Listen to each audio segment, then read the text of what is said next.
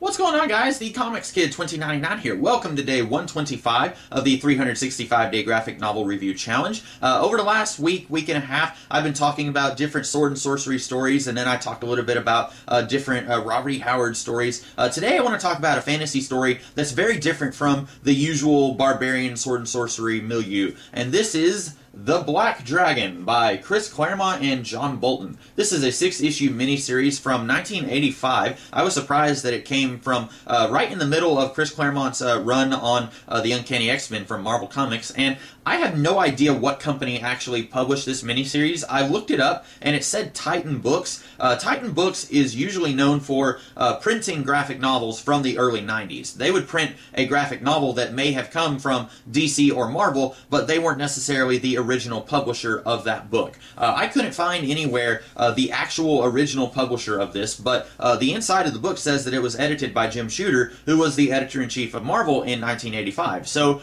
I'm thinking maybe that this was somehow involved with Marvel. I know back in the 80s and early 90s they had the Epic line, which was kind of meant to be a creator-owned thing that would separate material from their superhero stuff, like the Fantastic Four and the X-Men, and they could publish stuff like this that had nothing to do with their main Marvel universe.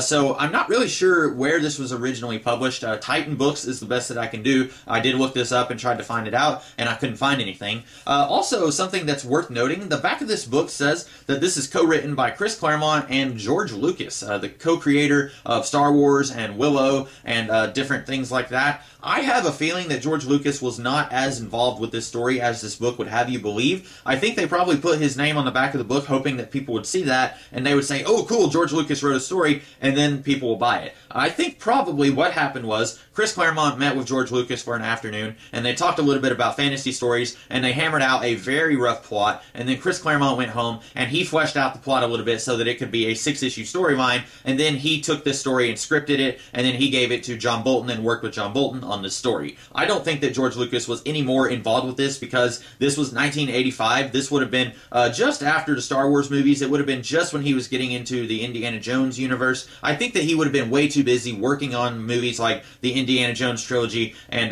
Willow, which came around this time also. I don't think that he would have been very heavily involved with a graphic novel storyline like this with Chris Claremont. But it is interesting to note that Claremont did work with George Lucas on some novelization sequels to the movie Willow, which was coming out just right around the time that this miniseries was coming out.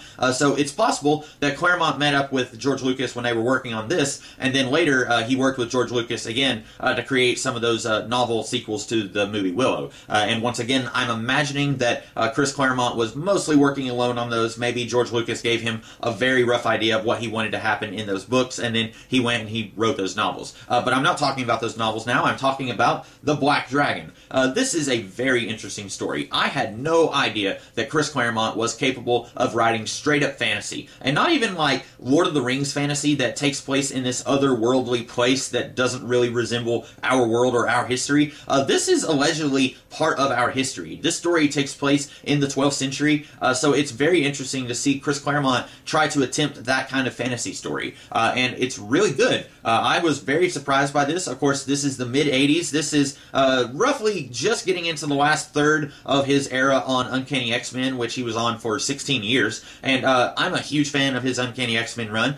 Very little of it is just completely bad, in my opinion. I think most of it is good, and a lot of it is great, and I think that he is a very good writer, or at least he was in the 1980s. I don't want to talk about what he's been doing in the 2000s, but I think that this is very good. Obviously, this is written at a time when he was putting out some very good work at Marvel, and I really like what he's doing here. The plot of this book involves this evil dragon that's being resurrected that is kind of the spirit of the land, and that's a very interesting idea that kind of has its roots in King Arthur stories. I've read before that with King Arthur stories, the dragon represents the land, or it represents England, and that's an idea that was present in John Boorman's Excalibur movie, which was coming out just a couple years before this. So I don't know if Chris Claremont was influenced by that movie. Maybe he was, or maybe he is a big King Arthur fan. He did introduce this thing in the X-Men books called the Siege Perilous, and that is something in the King Arthur mythos also. It's a very different thing in the King Arthur mythos, so it's possible that Claremont is just a big King Arthur fan, and maybe he was aware of this idea that the dragon is the land. land, and he's just taking that idea and he's literalizing it in this story. Also, I want to talk about John Bolton's art. It's very, very good. Now, this book is in black and white. A lot of people don't like black and white comics, but this was originally intended to be in black and white. So if you are one of those people, you don't like the Marvel Essential books because they're taking color comic books and they're printing them in black and white, have no fear. This was always meant to be in black and white. Let me see if I can find an appropriate page to show you that doesn't have anything rated R. This is kind of what you will expect. Very, very gorgeous artwork. You can tell that John Bolton spent a lot of time drawing this and putting a lot of effort into this. He also did an Elseworld miniseries in the 90s. I believe he was the artist who did the Man-Bat Elseworld miniseries from DC Comics in the 90s. His art here is extremely different from that book. Of course, with that, he was actually painting it, whereas here, he's illustrating it with pen and pencil.